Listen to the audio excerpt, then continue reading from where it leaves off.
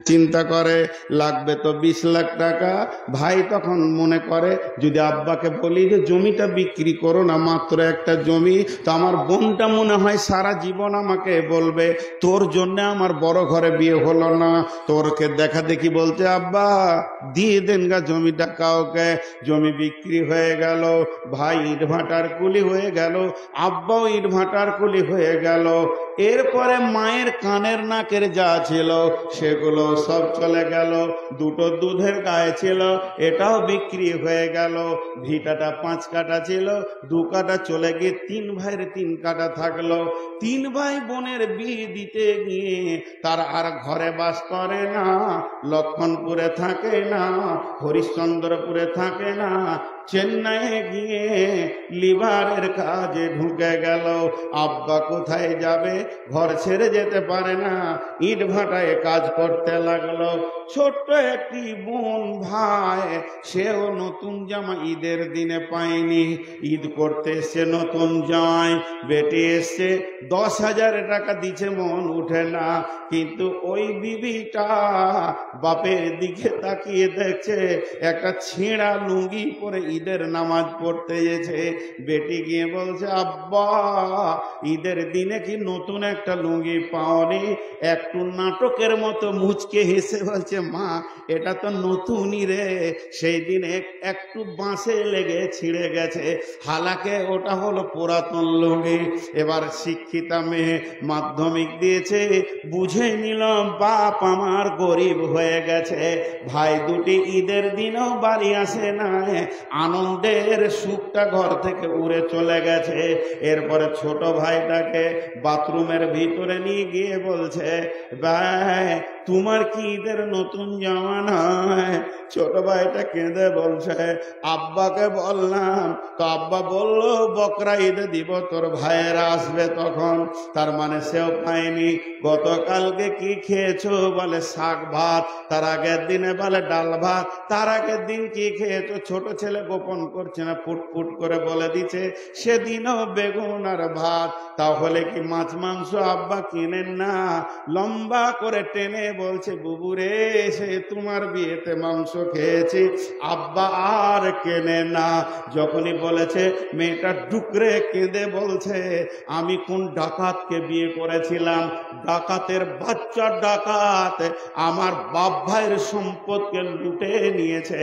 এর জন্যই মেয়েটা শ্বশুর বাড়িতে হাসতে পারে না, স্বামীকে সার্ভিস দেয় না, শ্বশুর শাশুড়িকেও ঠিক মতো ভাত দেয় না।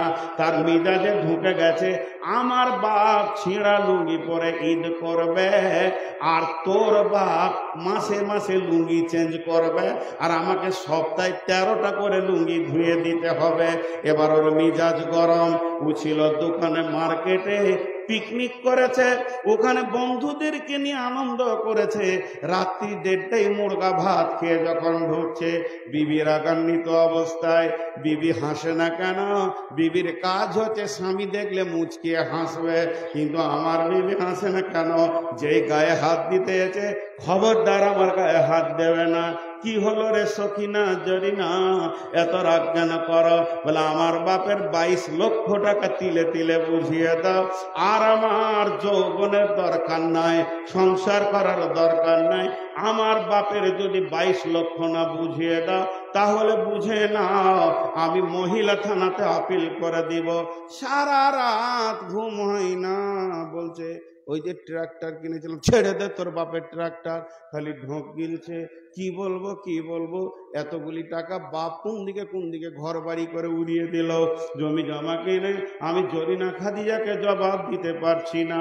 গভীর রাত, সারা রাত খালি মালদার জেলখানার দরজাটা দেখছে, খুলছে, লাগাচ্ছে, আর তো শান্তি নাই। বিবির গায়ে হাত দিতে পারছে না। যখন ফজরের আজান হয়ে গেছে, মুরব্বী হাজি সাহেব নামাজ পড়ে এসে বেটাকে বলছে বেটা নামাজ পড়ে এটা লয়, বেটারে ওঠ দোকান খুলতে হবে। যখনই বলেছে বেটা ওঠ, কারণ সারা রাত তো ঘুমায়নি। দরজাটা খুলে চোখ কচলাইতে কচলাইতে বলছে শুয়োরের বাচ্চার বুকে লাথ মেরে দিব। বাপকে যখনই বলেছে শুয়োরের বাচ্চা, গভীর ভাবে কাঁদতে শুরু করে দিল। বেটা হায়, জীবনেও তো আমাকে এমন বলিসনি, তোকে 24 বছর পড়ালাম, তোকে 24 বছর মানুষ করলাম, তোকে বিয়ে পাস পর্যন্ত পড়ালাম, জীবনেও আমাকে কথা বললি না, শুধু ওই মেয়েটার জন্য তুই বললি। এটা বউ হয়েছে, আজ আমার বেটা হাত ছাড়া হয়ে গেল। বউয়ের দোষ দিতে শুরু করলো। কিন্তু বন্ধু রে, এখানে আপনার 1 বিঘা জমি আছে, আমি যদি টাকা দিয়ে জমিটা কিনে নি, এরপরে যদি আপনি ধান চাষ করতে যান তো লাভ খাবেন, কারণ আপনি টাকার বিনিময়ে জমি বিক্রি করে দিয়েছেন। হে বেটার বাপ, তুমি টাকার বিনিময়ে বেটা বিক্রি করে দিয়েছ। যার বেটি ছিল সে কিনে নিয়েছে, আর তোমার বেটা নাই। ওই বেটার বইয়ের কাছ থেকে যদি তুমি পা দাবা নিতে চাও, কাপড় সাফ করা নিতে চাও, কপালে ঝাঁটা ছাড়া কিছুই জুটবে না, তোমার লাশ জুটবে। এবার লোকটা ডাকছে, মৌলানাকে ডাক, ইমাম সাহেবকে ডাক। বাপের মায়ের কি হক আছে বেটাকে বুঝিয়ে দেবে, কিন্তু বুঝিয়ে কাজ হবে না। সকালবেলায় 4খানা লুঙ্গি আর 4 কেজি মিষ্টি নিয়ে শ্বশুর বাড়ি হেঁটেছে। দেখছে এখন জেল থেকে বাঁচতে গেলে বউ আর শ্বশুর শাশুড়িকে ঠিক রাখতে হবে। প্রত্যেকটা বাড়িতে পণ নেওয়ার কারণে ছেলেরা বিক্রি হয়ে গেছে, মুরব্বীরা আর শান্তি পেছে না। একবার বলবেন না ঠিক বললাম না ভুল? তাহলে ছোট ছেলেগুলো ওইদিকে চলে গেছে কেন? বাচ্চাগুলো জি, বিছানাগুলো কার? যতগুলো বিছানায় বাচ্চা তৈরি হচ্ছে, বিছানাগুলো মায়ের না বাপের? জোরে বলেন। কে বললে বাপের?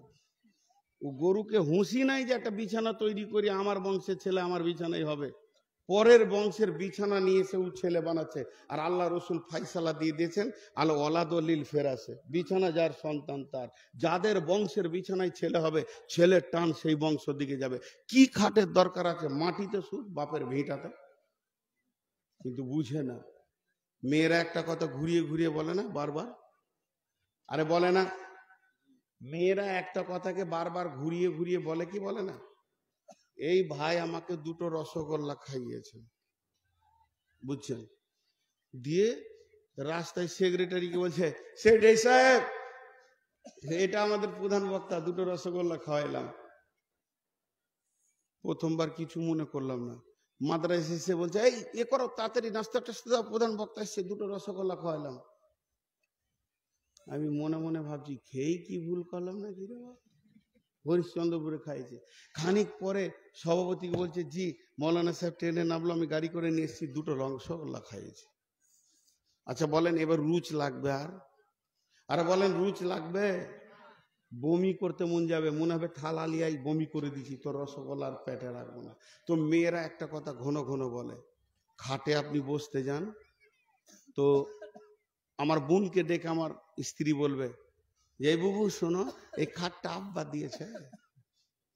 3 দিন পর আমার ছোট ভাইকে বলে যে, তোমার তা হয় খাট দিয়ে বাড়িয়েছে, আব্বা দিয়েছে।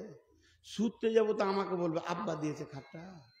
যে এর পরেও যদি ওই খাটে শুতেতে, এর কত বড় বেহায়, আবার চামড়া কত মোটা, লজ্জা আছে ও বেটা ছেলে হয়? সালা আমি যদি হতাম তো একটা টোটো ভাড়া করে খাটকে গুটিয়ে দিয়ে বলতাম, যা দিয়ে আজকে তুই নিচে শুত, ছেলে পিলে হয় কিনা দেখছি, খাটেই শুতে হবে। আজিব ব্যাপার। এরা শেষ হয়ে গেছে, এরা শেষ হয়ে গেছে। শোনেন, মেলাতে যদি হইচই হয়, একজনে ইফেক্ট নেবেন না, বলেন ইনশাআল্লাহ। ওখানে যদি কেউ কাউকে ধরেও পড়ে থাকে তো জেন না, কারণ ওই ধারে শয়তান কাজ চালাচ্ছে।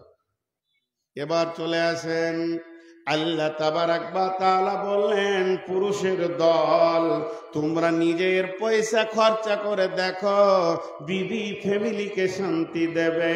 এরপর আল্লাহ ছেলেদেরকে বাদ দিয়ে মেয়েদেরকে বলছে, ওরে আমার বেটির দল, ও আমার মেয়ের দল, ওরে আমার কলিজার টুকরা মা বেটি, এবার কান করে শোনো। এতক্ষণ বেটা ছেলেদেরকে বললো মাল তোরা খরচা কর, এবার বেটিদেরকে আল্লাহ বলছেন যে ফাসসালিহাতুন কানিতাতুন হাফিজাতুল লিল গায়বি বিমা হাফিজাল্লাহ। ওরে আমার মা, ওরে আমার বোন, যে মেয়েটার কাছে তিনখানা গুণ আছে, যে মেয়েটার ভিতরে তিনটে গুণ আছে, আমার যে বেটির ভিতরে তিনটে গুণ আছে, আমার রব বলছে ওকে যে ঘরের বউ বানাবেন ওই ঘরটা শান্তিতে থাকবে, ওর বাপ ভাই শান্তিতে থাকবে, পাড়া প্রতিবেশী শান্তিতে থাকবে, ওই মেয়েটি আস্তে আস্তে ধীরে ধীরে জান্নাতে চলে যাবে। পৃথিবীর বুকে যদি আপনি মনে করেন, ওরে আমার বেটি, তুমি যদি মনে করো আমাকে আমার স্বামী ভালোবাসুক, আল্লাহ ভালোবাসুক, আমি যে পাড়া প্রতিবেশীর সঙ্গে থাকবো তারাও ভালোবাসুক, আমার বদনাম যেন না হয়, আমার দুনিয়াটাও যেন ভালো হয়, আখিরাতটাও যেন ভালো হয়, আমার আল্লাহ বলছেন তোমাদের ভিতরে তিনটে গুণ নিয়ে এসো। তোমার ভিতরে যখন তিনটে গুণ চলে আসবে, তুমি আল্লাহর কাছে ভালো, রসুলের কাছে ভালো, স্বামীর কাছে ভালো, শ্বশুরের কাছে ভালো। তিনটে গুণ। নাম্বার এক ফাসলিহা, সলেহা হয়ে যাও। সলেহা কাকে বলে? কোন জিনিসটাকে সলেহা বলে? সল্লাত খামসাহা, সামাত সাহারাহা, আহসানাত ফারজাহা, আতাত বালাহা। যে নারী পাঞ্জেগানা নামাজ পড়িবে, রমজানের রোজা কবো নাহি ছাড়িবে, নিজ ইজ্জতের রাখিবে খেয়াল, স্বামীর সেবা করে যাবে বাঁচতে যত কাল, এই মেয়েটি হলো সলেহা। চারখানা আমল সে করবে, 5 ওয়াক্তের নামাজকে সে পড়বে, সে রমজান মাসে রোজা রাখবে এবং গোটা শরীরটা সে পর্দার ভিতরে রাখবে, আর স্বামীর ইতাআত করবে, স্বামীর অবাধ্য হবে না। আমার আল্লাহ মেয়েটাকে সলেহা বলছেন।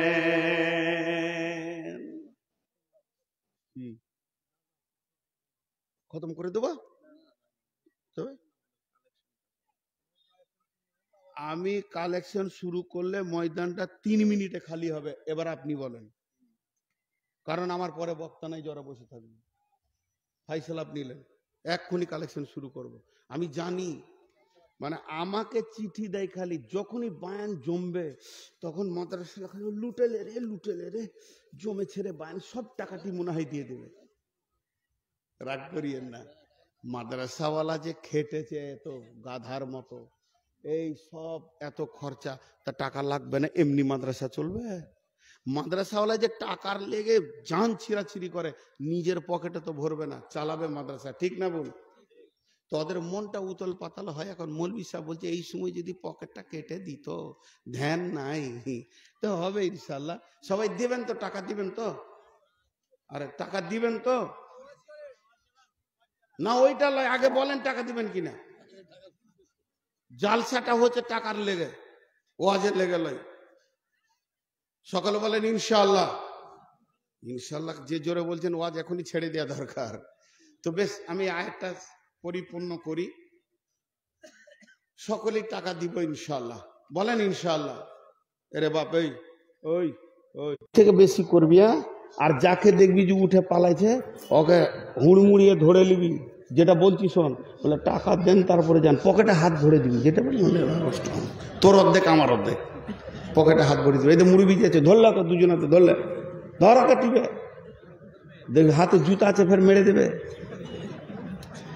আচ্ছা, সকলে একবার বলেন সুবহানাল্লাহ, জোরে বলেন সুবহানাল্লাহ, আলহামদুলিল্লাহ, ওয়ালা ইলাহা ইল্লাল্লাহ। ইনারা যেটা বলছেন ওটাও ঠিক, আমারটাও ঠিক। আমি তফসিরটা করি, আয়াতটা শেষ করি। তো আমার বেটিদেরকে এখন ওসিয়ত করছি, পুরুষদেরকে বললাম টাকা নিয়েন না, বিয়ে করেন। এবার ওদেরকে বলছি কেমন থাকতে হবে, সলেহা হতে হবে। সলেহার যদি পূর্ণ ব্যাখ্যা করি 4 ঘন্টা লাগতে হবে। নামাজি হতে হবে, রোজাদার হতে হবে, পর্দায় থাকবে, স্বামীকে ইতাআত করবে, ও সলেহা। 2 নম্বরে, ওরে আমার মা, ওরে আমার বোন, কানেতা হতে হবে। কানেতা কাকে বলে? কানেতা মানে স্বামী সাদা বাটা মোটা ছোট যেমন মাল এনে দেবে এক চান্সে হেসে গ্রহণ করে নিতে হবে। স্বামী তোমার জন্য যে কালারের কাপড় এনে দিয়েছে এক চান্সে গ্রহণ করে নাও। হাজি ভাই বলেন, আমাকে উত্তর দেন, আপনাদের যতজনের বিয়ে হয়েছে তারা মুখ খুলেন। হাজি, বিবিকে কোনো মাল এনে এক চান্সে রাজি করতে পেরেছেন? হ্যাঁ না বলে না? সবাই বলেন পেরেছেন? না, পৃথিবীর কোনো মেয়ে পারবে না। কে বললে? তাহলে ওটা মেয়েই নয়। রসুলকে ঘোল খাইয়েছে, এতদিন বন্ধ ছিল, আর বলছে এক চান্সে রাজি করে দিয়েছে। তাহলে আসেন আপনাকে পরীক্ষা করে লি, এখনই আমার কাছে ল্যাবরেটরি আছে পরীক্ষা করার। তো হতে পারে না, কারণ ওটা মেয়েদের অভ্যাস। আল্লাহর নবী বলেছেন কঠিন কিয়ামতের দিনে যেমন পৃথিবীতে বিশ্ব সুন্দরীর প্রাইজ দেওয়া হচ্ছে, বিশ্ব সুন্দরী যে মেয়েগুলি হয় তারা প্রাইজ পায়, তেমনি আল্লাহ কিয়ামতের দিনে বিশ্ব সুন্দরীর প্রাইজ দেবেন। আর আল্লাহর প্রাইজ মানি হলো জান্নাত। অতএব মা আমার, বোন আমার, কান করে শোনেন, সেদিন বিশ্ব সুন্দরী কে হবে? যে মেয়েটা দেখতে অতি চিকন, যার নাকটা ভালো, চোখটা ভালো, চামড়াটা সাদা, ওই মেয়েটি আল্লাহর কাছে বিশ্ব সুন্দরী প্রাইজ পাবে। আর যে মেয়েটা হলো কালো, দেখতে ভালো নয়, ওই মেয়েটি প্রাইজ পাবে না। এটা হতেই পারে না, না না না, এটা হবে না। তাহলে বিশ্ব সুন্দরী প্রাইজ কোন মেয়েটা পাবে? বলে ওই মেয়েটা যাকে স্বামী, যার দিকে তাকালে স্বামীর কলিজা ঠান্ডা হয়ে যায়, আর বাইরে থেকে সফর থেকে আসলে স্বামীকে প্রথম চান্সে খুশি করে দেয় এবং কলিজা ঠান্ডা করে দেয়, ওই মেয়েটি বিশ্ব সুন্দরীর প্রাইজ পাবে। মেয়েরা এটা পারে না। আমি আমার বিবিকে বলছি, রাত জেগে জেগে জালসা করি, তো যখন ঘর ঢুকবো তো কিছু বলিও না, 1-2 ঘন্টা থাকবো, ঠান্ডা হব, তোমার যা অভাব অভিযোগ আছে বলিও। তো বলবে আমি খেপি নাকি, তুমি কোথা থেকে কষ্ট করে আসবার বলে দিব। কিন্তু ওটা বললে যখন, তো মনে হচ্ছে যে না, আর বলবে না। রাত 1:30টায় ঘর ঢুকেছি, হুট করে বলছে তোমার হুঁশ আছে, ঘরে টাকা পয়সা নাকি কষ্ট করে চলছি, মেরে দিল।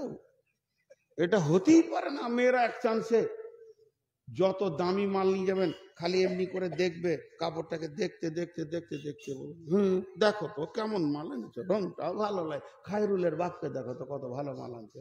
আরে সালা, জান চলে গেল। হ্যাঁ, তোকে এত দামি মাল দিও, তোর দিল পেছি না।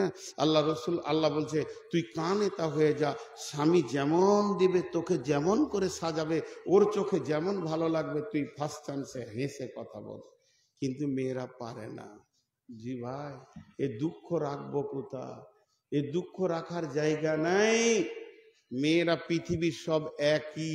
এক বুড়ি থালা মাছতে গিয়ে নদীতে পড়ে চলে গেছে লাশ হয়ে ভেসে। তো বুড়া তখন বলছে, ওর পুতা বলছে, এই দাদু, পেপার পড়ে লাভ নাই, বাইরের খবর বাদ দাও, তোমার বুড়ি বিছানা খালি হয়ে গেল। তখন বলছে মোড়ে পড়ে গেছে নাকি তোর দাদি? বলে হ্যাঁ। বলে চল ওর লাশটা নিয়ে আসি, জানাজা পড়বো। একসাথে তো 80 বছর থাকলাম, তো জানাজা তো পড়তে হবে। তো উজানে লাশ খুঁজতে যেতে, লাশ উজানে থাকবে না ভাটিতে থাকবে? ভাটিতে। তো উজানে খুঁজতে যেতে, তো ওর পোতা বলছে দাদু, বুড়ির প্রেমে কি মাথা গোলমাল হয়ে গেল, উজানে লাশ যায়। বলছে এই বুড়িটা তোর না আমার? তখনই তো কাবু বলছে হ্যাঁ ওটা আপনার। বলো ওকে আমি বিয়ে করেছি 80 বছর, জীবনে সিধা পাইনি, ওর মোড়ে উজান যাবে, ওর লাশ উজানেই পাবো। জি, 80 বছরে সিধা পাইনি। আজিব ভ্যানের মতো রিংটার। আল্লাহ তাবারাক ওয়া তাআলা বলছেন তুমি কানেতা হয়ে যাও। তবে মা আমার, বোন আমার, বেটি আমার, সকলে নিয়ত করেন আমাকে একটা করে দেশি মুরগির ডিম দেবেন, আপনাদের হয়ে ওকালতি করে দিচ্ছি। আল্লাহর নবী কে বলছেন, যদি কোনো স্বামী বখিল হয়, ও এমন হার কিপটে মাল, দামি কাপড় কোনো দিন দেয় না, একটা ঈদ বকরিদে পড়বে সেটাও দামি দিচ্ছে না, শীতের সময় বলছে বোরোলিন বোরো প্লাস দাও, বলছে খেপি রে সরষের তেল মাখ ভালো থাকবি। এরা এত হার কিপটে, মার্কেটে টন টন মাল চলে গেল, মুসাম্মি গেল, আপেল গেল, লেবু গেল, 1 কেজি কিনার মাল লয়, ইলিশ তো দূরের কথা, পুঁটিও কিনে না, হার কিপটে মাল। কোনোদিন মাংস কিনতে যায় না, আর পরের পেলে খেতে ছাড়ে না। এরকম হার কিপটে আপনার এলাকায় আছে আর আছে কিনা? ও আমার মা, ওরা আমার বোন, আপনার স্বামী যদি হার কিপটে হয় তো আপনি ওর টাকা চুরি করে ইলিশ মাছ খান, গুনাহ হবে না। হ্যাঁ, টাকাকে চুরি করে নেন, চুরি করে ইলিশ খান, লেবু খান, আপেল খান, কিন্তু ওই মাছের কাঁটা আর মাংসর হাড় আর লেবুর ছাল অন্য জায়গায় অন্য জনের অংশে ফেলে দিয়ে আসবে। হ্যাঁ, আর আলু আর ডাল ভাত রেঁধে বসে থাকবে, তার আগে মাছ শেষ। জি, ওটা তুমি কিনে ছেলে পেলে খেয়ে নাও আর হাঁড়ি ধুয়ে রেখে দাও। বকিল হার কিপটা ওরই মাল চুরি করে খাও, কিন্তু ওর মাল চুরি করে তুমি তোমার বাপকে, ভাইকে, বোনকে দেবে, এটা হারাম। ওটা আসছে কোরআনের আয়াতে। কিন্তু চুরি করে খাওয়া যাবে। কতটা? যতটা পরিমাণে তোমাকে খেতে লাগে, বড় প্লাস বোরোলিন কিনতে লাগে, ওই পরিমাণে চুরি করতে পারো। 2টা বাদাম খেতে মন গেছে, চুরি করতে পারো, কারণ ও হার কিপটে মাল। কে বলেছেন? বিশ্বনবী। কোথায় পেলেন? দলিল নেন। বিশ্বনবীর চাচার নাম হচ্ছে আবু সুফিয়ান, হার কিপটে মাল ছিল। বিশ্বনবীর নিজের চাচা আবু সুফিয়ান হার কিপটে মাল।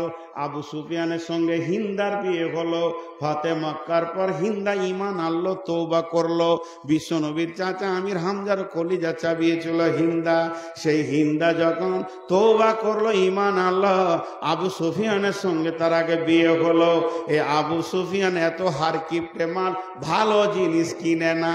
বিশ্বনবীর কাছে গেল হিন্দা, গিয়ে বলছে, ও বেটা মোহাম্মদ, তোমার চাচা বড় হার কিপটে মাল, কিছুই কিনতে চায় না।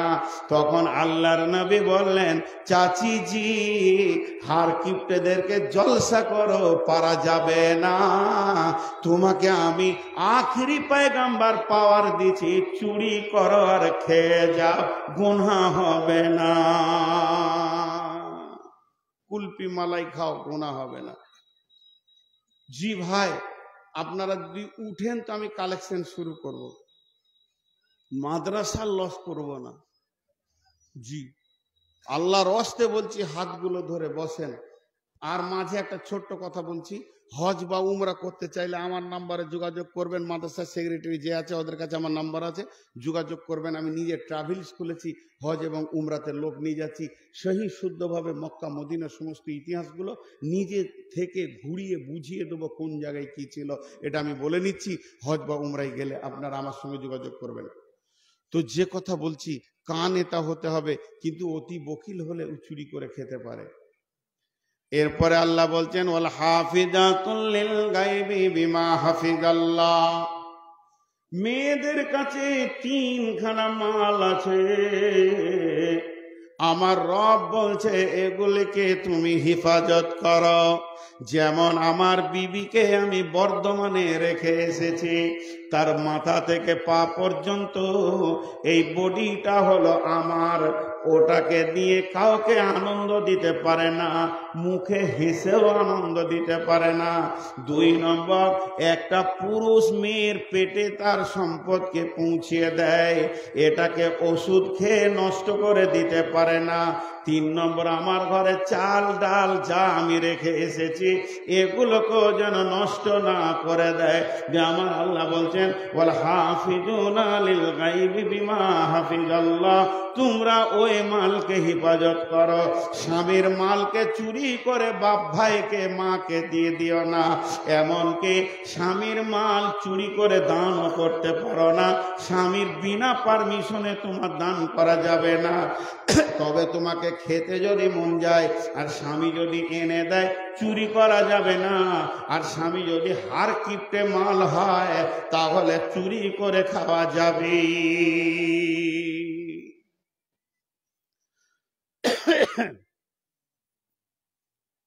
ভাইয়া, আমি আপনাদেরকে 5টা মিনিট বসতে বলছি। আল্লাহর রাস্তে বসেন, 1-2 করে উঠলে তো অর্ধেক খালি হয়ে গেল। আয়াতটা আর মাত্র 1 লাইন আছে, আর একটা বিষয় আছে, বেশি নাই, বেশি নাই, আর একসঙ্গেই ছেড়ে দিব।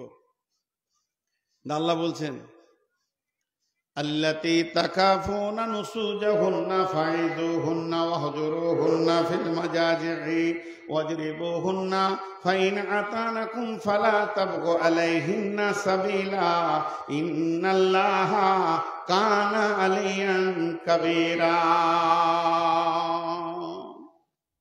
সুবহানাল্লাহ।